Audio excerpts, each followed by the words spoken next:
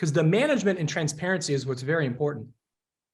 So once you submit a referral, you're going to have your own Home Advantage account, and it's going to tell you where everything sits. So if you have 10 referrals that you've sent into the network, it's going to give you all 10 referrals. It's going to tell you every milestone that that client is sitting in, whether they're touring homes, whether they're in escrow. And you now can manage through the Home Advantage application as far as what your pipeline looks like for the referrals that you've sent. And so it's pretty sophisticated, and it's all click of a button, guys.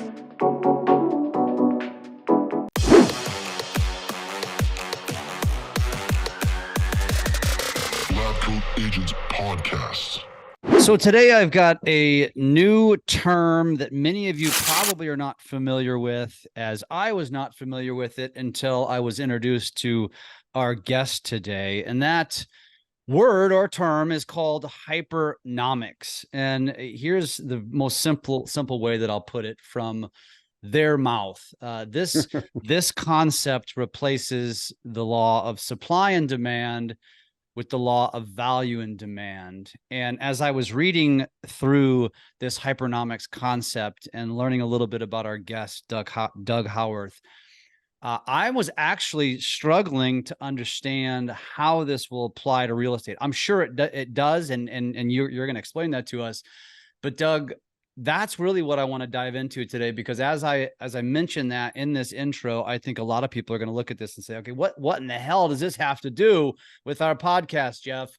And that's why we have you here, Doug, because I'm curious to learn, because that's our job. Our job is to provide value to our community, our industry, and give them something tangible that they can walk away with. So I trust you're going to do that today.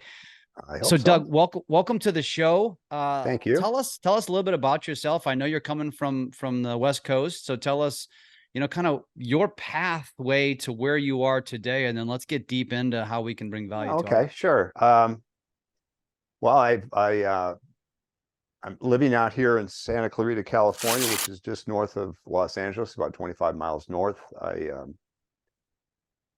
went to work for Lockheed Martin after I got out of university. Was there for 31 and a half years at their Skunk Works institution, and always wondered why certain projects might have failed. And that was kind of running in the background of my mind. And I'd also seen some math that was presented to me when I was in high school that I didn't quite think was fully fleshed out. And so one day, when the wife and I went out to buy a washing machine, I realized that when she was buying the washing machine, she was looking at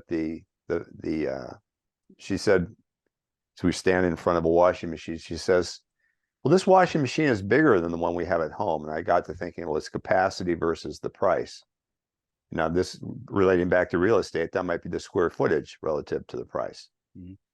And I said, oh, well, she's looking at two things at the same time. And then she said, I also want to have more cycles. I need more delicate cycles than I have at home. And I got to thinking cycles versus price. Well, that's kind of like looking at lot size versus price.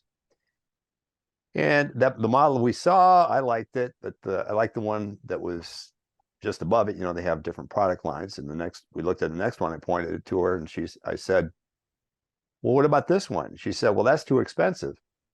And then I realized that we, along with everybody else in this store and every other store, was part of figuring out how many were sold at, the quantity sold relative to the price. And so we had been looking at the capacity and the cycles and the price and the quantity. I realized that she was solving a 4-dimensional problem in her head. And I realized that happened for everything. And that's what made me race off. I left my job and formed my own company, and have a book now that's going to be published through Wiley called Hypernomics. And the subtitle of the book is Using Hidden Dimensions to Solve Unseen Problems. So in real estate, you actually look at dimensions. The dimensions would be, well, how far does the house go back and how far is it across? In other words, what's the square footage? I mean, it's got a bunch of different rooms and you add them up. And it's got a lot size, and it's got a proximity to the beach or to a mountaintop or to something else that's desirable. And it turns out you can weigh all these things. So I've watched several real estate shows I'm sure everybody in your audience has seen those real estate shows. I mean, it's a big deal. But so my wife loves Selling Sunset and all these guys out here. And, everybody's, and especially when you're talking the real high end stuff that one of your partners is out here in Westlake Village, you've got houses that are low 7 digits to low 8 digits that are selling. And these people are doing all these calculations in their heads. And interestingly, everybody does these calculations collectively, and that's what forms the market. But sometimes you're going to be under that estimate, the best estimate, and sometimes you're going to be over. And so the disadvantage of being priced too high, as you know, in real estate, well, then the market, the house or the building is on the market too long. If you're underpriced, you get everybody rushing in, and well, here in California, you can maybe get a bidding war going, but you've got the other problem that if you're underpriced, you may have left some money on the table. And so the idea is to figure out the best price for any one product that you want to put out on the market. So in your case, a home. What is this home worth versus that one versus the one over there that's hard against the beach? And with using this technique, you were able to figure that out. And then as it would apply to real estate agents, well, if you've got an 8-digit house that's on the market, you don't want it to be on the market for forever. So our favorite example in this realm is there was a house on the Hudson River north of New York City. I think it was entitled Stone Mansion, and it was a fabulous property. It was massive. As the name implied, it was built out of stone, the stone facade. Really nice, decor, massive square footage, huge lot, overlooks the Hudson. It was fabulous, and it was priced about about $50 million higher than it needed to be priced. And so this thing stayed on the market for years before it sold. Now, if you have the luxury of maybe living in the house and you don't care, well, maybe that's not a big deal to you. But if you're the real estate agent that's holding that thing and you keep trying to sell it, and your client won't listen to the reason of the market to drop the price, then you're left holding the bag on that thing, and you're pouring all these hours into it, and nothing happens. And so the idea of this technique would be to say, well, what's the best price for this thing? And you might price a little bit above what the prediction might be, because there's always somebody out there, or very often there's somebody out there that says, well, I'm going to bid more than what the average person would because I like that particular property a lot. And so it might make sense to be a little bit above the prediction, but not massively over the prediction. If you're massively over the prediction, you're setting yourself up to holding that property for years upon years. That same thing happened to in London. There's a very famous building now called the Shard. Maybe you've seen a picture of it. It looks like a big, very narrow pyramid, and it wants to be a combination of a residency and a financial institution, but it's, as you would say, here in LA, you'd say what's on the wrong side of the boulevard, if you're in the valley. Well, in London, you'd say what's on the wrong side of the river. It's not on the north side of the river where the financial district is. It's on the south side of the river. It's over towards, Wimbledon and places like that. And so they tried to price the luxury suites in that thing at a really extraordinarily high price. And they went 3 and 4 years before they started to sell these things out, and they gradually had to drop the price. But that's a lot of inventory to be holding for a long period of time because you didn't do the analytics to figure out what the proper price was. And so, as you know, the price is a function of the square footage and the lot size, the proximity to the beach, but also the zip code.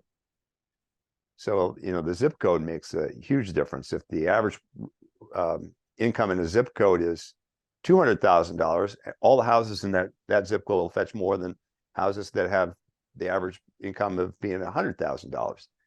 And so you need to weigh all these things out to get the best answer. And that's kind of what we're trying to do. So there's a lot to unpack there. As you're talking about, the Shard building, which ironically I was there last year, and we went up it and all that kind of stuff. But Oh, cool. I think what you're saying is as it relates to real estate, it's like they built this building, which is very unique and stands out very much so in London, obviously. But they I guess assumed, and a lot of homeowners or building owners do the same thing, just because my building or home is so much different and better and newer and has these features, it doesn't matter where I place it, it's going to be worth the value down the street, so to speak, north side of the river, Right. south side of the river. And they were very much wrong. And had they done the proper homework, I would say they would have potentially sold out almost immediately. Or do you think it's even a case of, well, let's just see if we can get it? What's kind of your take on that? And then, like, I want to figure out how we can apply this to a real estate agent. Yeah, well, it could be a factor of two things too. So, even before, Jeff, even before they put the property up, the decision comes like, where are you going to put the property up? So they chose the south side of the river. Well, the property's cheaper over there, right? The north side of the river is more expensive. So they might have said, well, we'll build something on the less expensive side, and we'll build something that's just as expensive. But what you start to discover is that being on the more expensive side will automatically, for every building in it, compared to the buildings on the cheaper side, fetch more money when you're starting to sell it. So even before you make the decision that you're going to build it, you need to make the decision where you're going to build it. Here in LA, there's an interesting phenomenon. Now, maybe you've heard of this. Have you heard of the phenomenon called the walk score for commercial real estate? I've heard of it, but I'm not very familiar with it. Well, I wasn't familiar with it either, and I looked it up, and there's a company out there called Walk Score that scores out the usefulness, or I should say, the ease with which somebody can walk from a commercial building to surrounding, facilities like barbershop, salon, Restaurant, groceries, restaurants, and so it works out here in LA that if you have a walk score, that they score from, I think, 0 to 100. It worked out for a period of time, some time ago, that if you took two buildings in the exact same zip code, and you suppose that the household income was $100,000, and you got yourself a 10,000 square foot building, that it worked out that if you had something that had a walk score of 45, it would be worth about 4 million. But if it had a walk score of 90, it would be over 8 million. It would be more than double the value. And so there's the proximity to services. If you're a commercial building, there's the proximity to high-end shops if you're a residential building. And so the people at the Shard didn't take that into consideration when they were building it. And, it ended up costing them. So the decision they could make was, in retrospect, well, how much more would it have cost for them to go across the river? I mean, if you've been in London, you know that if you're in Belgravia or Chelsea or Kensington, those are high-end real estate zones. And then you kind of walk over towards Mayfair, and you're moving over into the financial district. Those are high-end zones, and it's not dramatically falling off as you go to the south, but it is falling off enough that it makes a difference, especially when you cross the river. And that's their potential area there. The same thing happened in Stone Mansion in north of New York City. They priced this thing way too high, and it wouldn't sell. And so one of the examples we give in our class is we would have people, because you can actually retrieve this data pretty easily now from someplace like, what's the real estate? I'm sorry, I'm blanking on the name of the MLS, but there's also a retail one that you can pull the data from. There's a lot, Zillows of the world and Realtor.coms, and then there's a lot of services where you can pull you can pull the data from the Realtors.com, say, and you find all these houses. And so what we do is, out here in California, we were comparing Montecito, California, which is a very wealthy small town near Santa Barbara, California. Oprah Winfrey has a place in there. And we're comparing that to a town in Connecticut that's also against the water.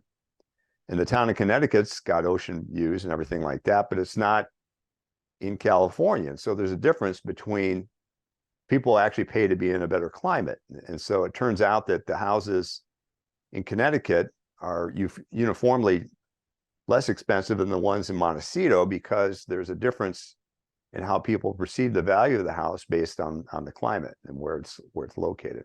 Mhm. And so that's something else you can drive into these analyses. And so the big concern for a real estate agent is, geez, I don't want to be left holding the bag for 100 plus, 200 plus days, or in the case of Stone Mansion for 1,000 days. Or at the same time, I don't want to underprice it and basically short my clients. And that's kind of what this is looking at. And then it's also trying. Go ahead. I'm sorry. I was going to say, so how different is applying something like a hypernomics to what a real estate agent does now, which is, obviously there are agents probably like the one with the house, the Stone Mansion, where they probably were somewhat pressured by the seller to list the home for what the seller wanted to list it for.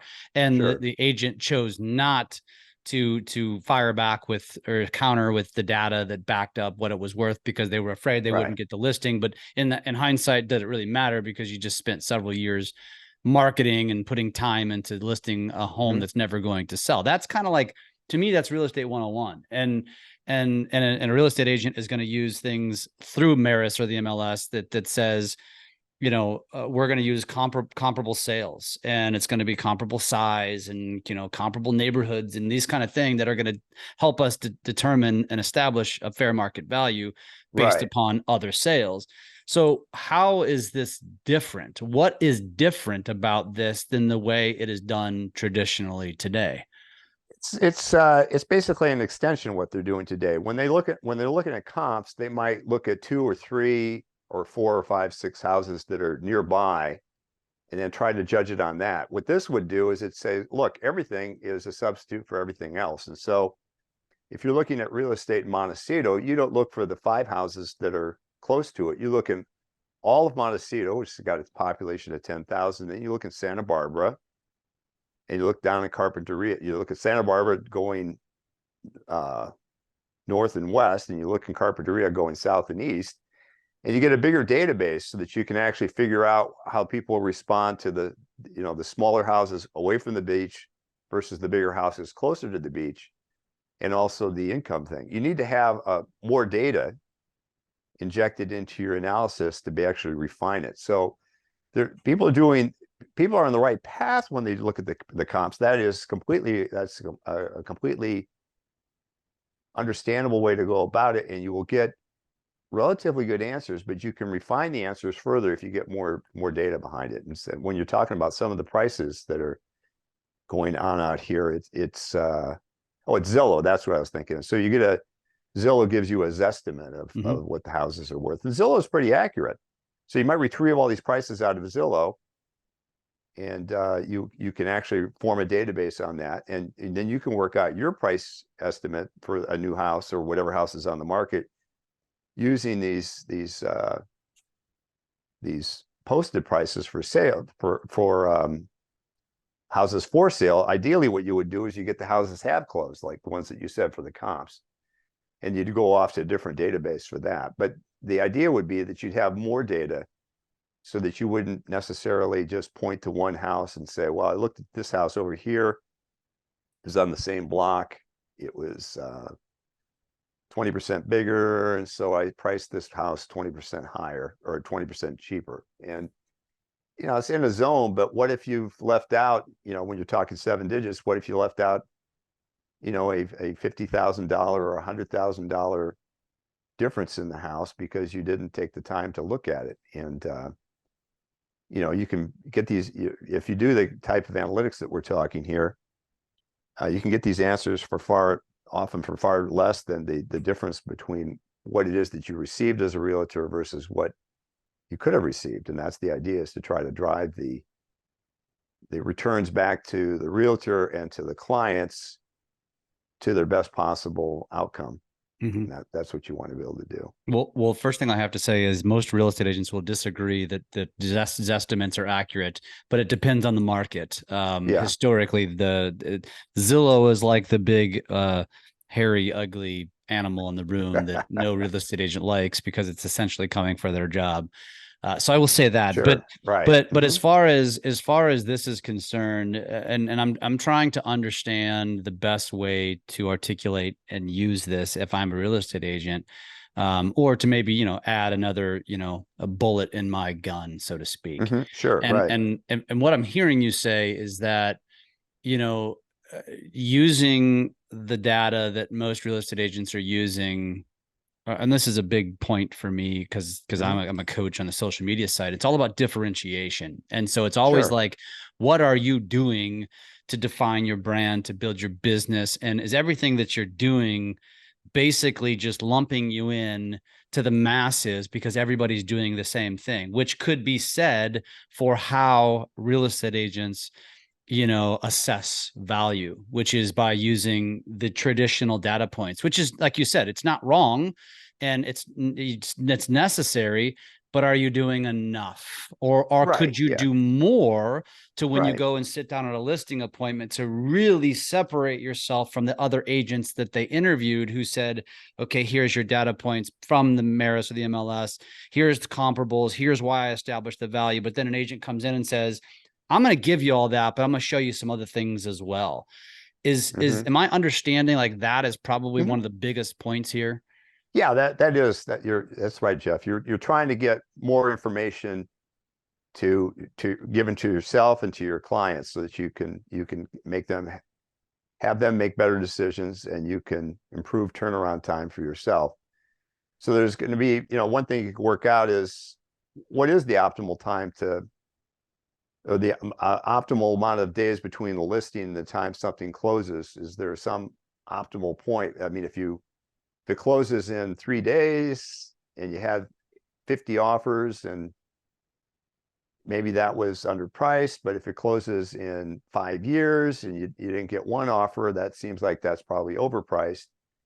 If you can try to push this data in and then figure out what's going on, then maybe you're better equipped so that you and your client don't either give away money at the beginning or hold the inventory for a long period of time. You just don't want that to happen if you can Well, avoid and it. right now we're living in a world, and I can only speak to right now. Obviously, there's cycles throughout this industry, and we're in a Sure. very unique, challenging cycle right now. Oh yeah. High interest rates, no inventory, and super high prices, which is leaving two generations of humans out of home buying, and Sure. also putting that baby boomer generation who wants to downsize, but economically it doesn't make sense to downsize because why would I go into a smaller home with a higher rate and have the same price? I might as well just stay here in my nice home, right? Sure. And Right. so we have that issue going on in our industry right now.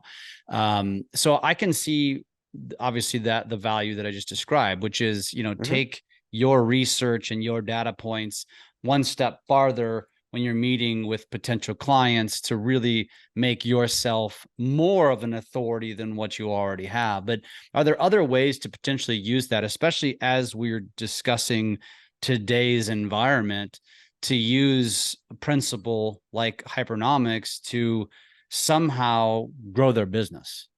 Yeah. The other thing this thing does, Jeff, is it works out demand curves for industries. And so in economics, they talk about, well, they have a long-winded term for what they call elasticities. We just call them slopes. And if the demand curve slope is really steep, that typically means that there's more money at the top of the market for the expensive stuff than there is at the bottom of the market. If the demand curve is pretty flat, that's the opposite would be true. There's more money at the bottom of the market than there is at the top. And so virtually for most markets, there is more money at the bottom of the market than there is at the top. As I think we all know, there's only, a small handful of houses that sell for over 100 million. And there's, a few more handfuls that sell for more than 10 million here in this state. and then it grows to 1 million. And then as you go down the price, there's more and more and more. So the question would be is, well, am I as a real estate agent better off trying to sell 10 $500,000 houses, or am I going to be better off trying to sell, $2.5 million houses? What's the best deal for me? And so, there's both the time and the commission, and then all those other considerations. Now, if you've got I went to my high school reunion. I met a real estate agent or a broker that she's got 57 people working for her. So if she's got 57 brokers, well, she needs to have lots of properties. And so if she's looking at lots of properties, she needs to have a lot of homes that aren't at the absolute top of that market in that state. They need to be distributed across the middle and the low ends. And so what's the best way to figure out how to do that? Well, this is working out the demand for this is another thing that you could do to figure out how to optimize for that. Got it. And how would one do so? Well, we have this little tool that we implement, in which we work out how many houses sell by various price bins, and then you sum up how much everything's been sold in a bin. So you've got the total quantity of sales in a bin, then you've got the average revenue in a bin, and then you take these points, the total quantity, the average price, and you figure out the shape of this curve. And if it's flat, like I said, it probably is, that's telling you that there's more money to be made at the low end of the market rather than the high end of the market. Now, if you've got one of your partners, for example, lives in Westlake, for him, if his circle of friends is Westlake, Malibu, and Carpinteria, say he's going to be at the other end of the scale. He's going to find a lot of high-end homes, and he might be able to be better off by catering to the really top end of the market. So as my wife watches the show, and maybe some of your viewers do, Selling Sunset, they sell a lot of really expensive homes there, and who wouldn't want to be an agent there? And the question there becomes is, do I want to take on one $10 million house, or do I want to take on two $5 million houses? And this would help you try to figure out what's the best thing to do for you. All right. And so what is the, to me, it sounds like this is a lot of, it's data points more than anything. Yeah. Mm-hmm. What about, application once you then establish the data points, other than just using it as elevating your status as an authority by providing maybe more? What are some other ways, like the leader that you described, which I assume she's a leader of over other agents? How is someone like that applying this to use it to her advantage? So it's you establish this stuff, but then what do I do with it? And the same for an agent. So if an agent's sitting here saying, okay, I get it, but now what can I do with it that's really going to move my needle? Well, to be clear, nobody's using it just yet, because this is an emergent technology. I mean, the book's coming out in January, and the software is ready for sale, and we've sold a few copies. We haven't sold them to realtors yet, so I want to clarify that. But how an agent would use it is, they'd probably hire at first, that most real estate agents would probably hire a technical person to come in. I mean, just like you hire somebody for your website, maybe you would hire a tech to come in and do the analytics on this, or a service. Mm-hmm. And then you'd show the houses that you want to sell. Those houses would be pushed into this database. The database would come back with an answer, and you'd have some other estimates that you could compare to the realtor's estimate, other people in the firm, your client's estimate, and then the dreaded Zillow estimate. You could work that out in among all these other things. It would not replace the agent's expertise. Where nobody's trying to take an agent's job here. What you're trying to do is you're trying to give them, as we like to say, another tool in the bag. You give them something else to say, well, we did the analytics on this, and it says your house is worth 100,000 more than you're posting it for. I know you want to get rid of it quickly, but I think if we put this house, your house, for example, up on the market for another 100K, the analytics say it'll probably take us longer, but in the end, we should probably make more money, or the converse might be true. Very often you see these agents saying that, to somebody, well, you're way too optimistic on the price. Getting back to Stone Mansion, that was way too optimistic on the price. Same thing with the Shard, the suites in the Shard, they were too optimistic. So people want to believe it's worth everything, but when you can actually present them data and say, look, the comps in this particular area, okay, that makes it look like you're on the right track, but it might be what you've looked at before. But when you look at, so again, to use Southern California as an example, somebody in Westlake might say that, but when you start to throw in Malibu into the Westlake thing, and Calabasas, another very wealthy town there. So for example, if somebody in Westlake might want to have the price that you have in Malibu. Well, Westlake is not on the ocean. Westlake, as the name implies, is around this man-made lake. So you're not going to get ocean view prices on lake view properties in Southern California. You're not. And so you need to be able to have the wherewithal to actually work out the difference in the pricing. So it works out very interestingly that as you probably know this, but as you go closer and closer to the beach, the price gets higher and higher. And so this is a way to quantify how high the prices get using that kind of data, so that you don't, again, overprice it or underprice it.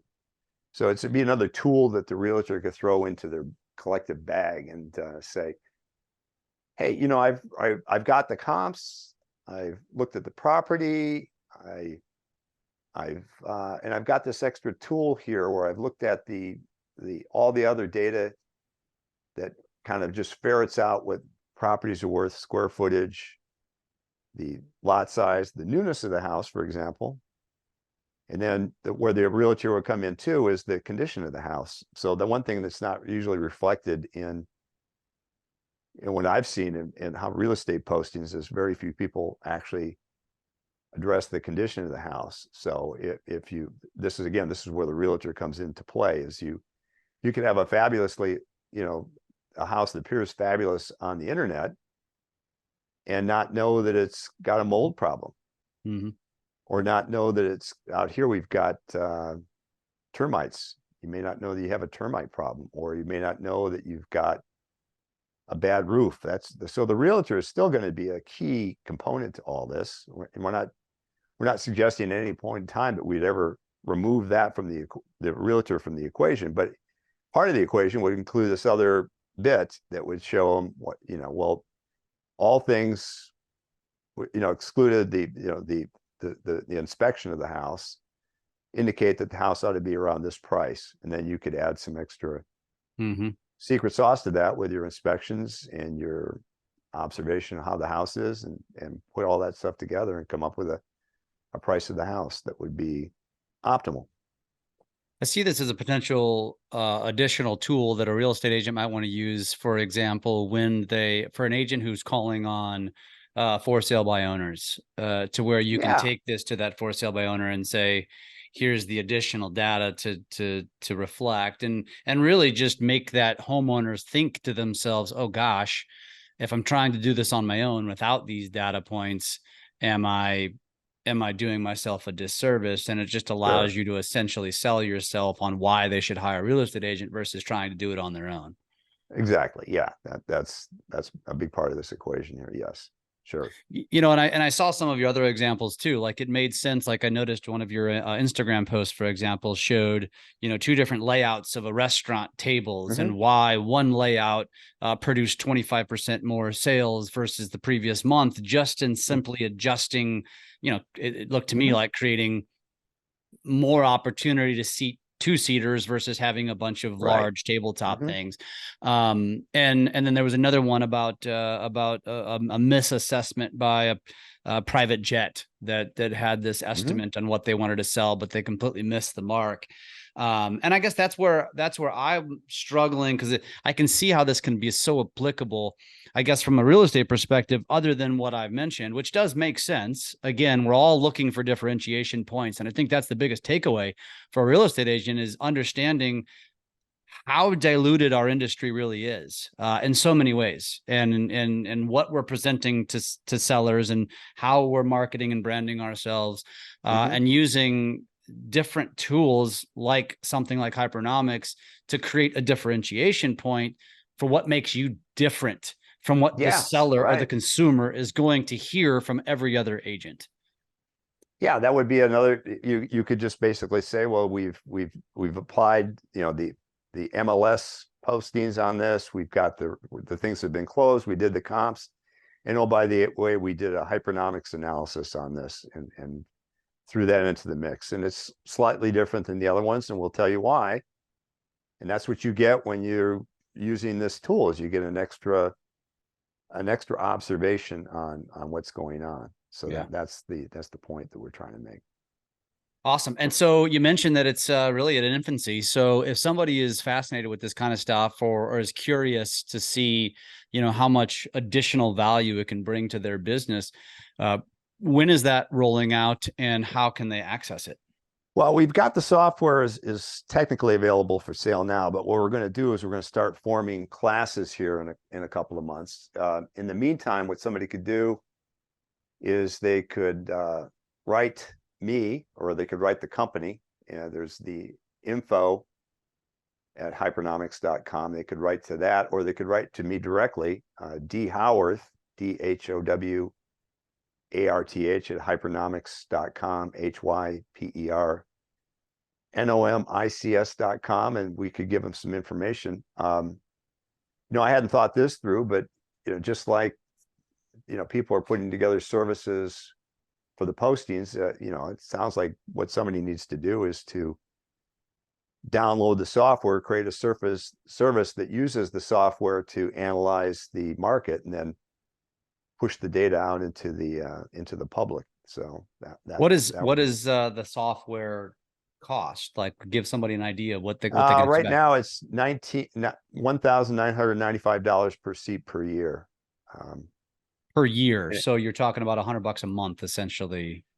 Yeah, 150. But I mean, in the real estate market, where again, take your partner in Westlake, where you've got houses going for, I mean, the average price in Westlake's $3 million. The average price in Malibu is probably $6 million. Doesn't take too many commissions at 5% or 3% for this to pay for itself. So that would be the idea. Yeah. So there's a lot of money in real estate, and there's probably money being left on the table. And not every time you're going to leave money on the table. Sometimes you're going to hit it dead on, but statistically speaking, people miss. They miss low, they miss high. What if you got it more right more often? That's what this is trying to do. It wouldn't claim to be perfect. It would just claim to say, well, this, when we try to narrow the realm of possibilities down, we're going to go from this range, and it might be skewed to being too high or skewed to being too low. We're going to try to neck these possibilities down, so that we're not, giving away the property too quickly or holding it for too long. So what I can do, I hadn't thought about this before, Jeff, but I can give you the examples of Stone Mansion and the Shard, and show you how they were basically held up for a long time because people didn't understand what they were doing. That'd be great if you have links or something that we can share in our show notes. That would be fantastic. So that somebody could go do some checking on this. Now, you mentioned the cost per seat. Is that something that a brokerage or a leader could invest in, and then the agents could also use it, so you don't have to buy it for each individual agent? Or is that not something that you would promote?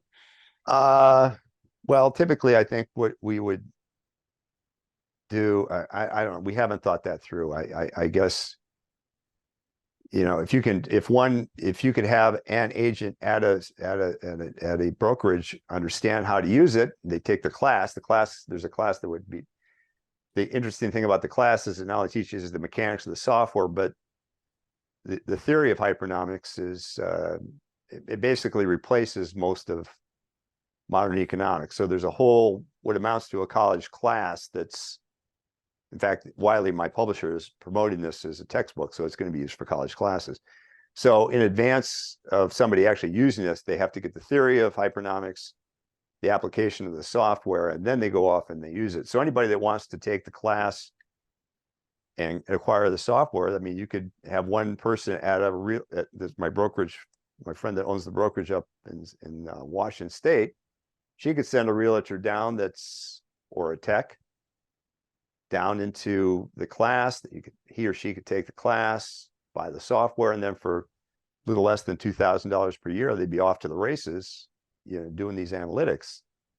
And if you're paying this person, as another person to your office staff, if that person produces more than the cost of the person and the software, well, you're making money on it. The idea would be that especially in high priced areas, you're bound to be making money on that, doing that right away. So I think that'd be the best way, is to have a tech from your firm. If you've got a brokerage, come take the class, buy the software, become immersed in what's going on, and then you're off to the races. And so that's what it could do. Awesome. I should tell you too that we're very certain that it works, in that for a test, what we've done is I put some of my own money into the stock market. So we went into the S&P 500 and started buying and selling stocks in the S&P 500. And we've been doing that for 3.5 years. And as of yesterday, we're 2.1 times, doing 2.1 times as well as the S&P 500 over 3.5 years. So we're pretty convinced that this stuff works very often, and gets you in the right direction. Wow. Fascinating.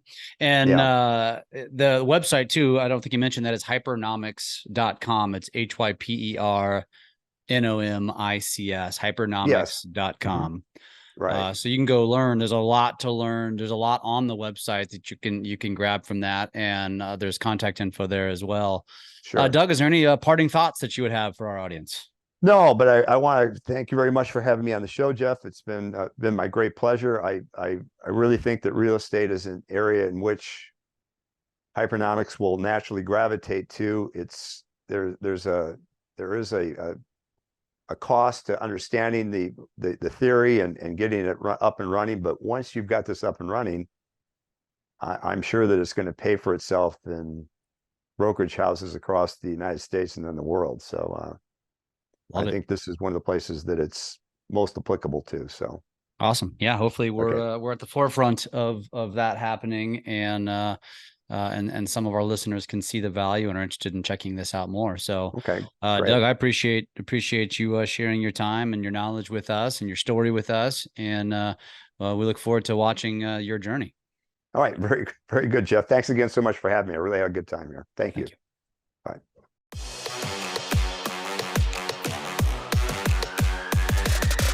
LabCoatAgents Podcast.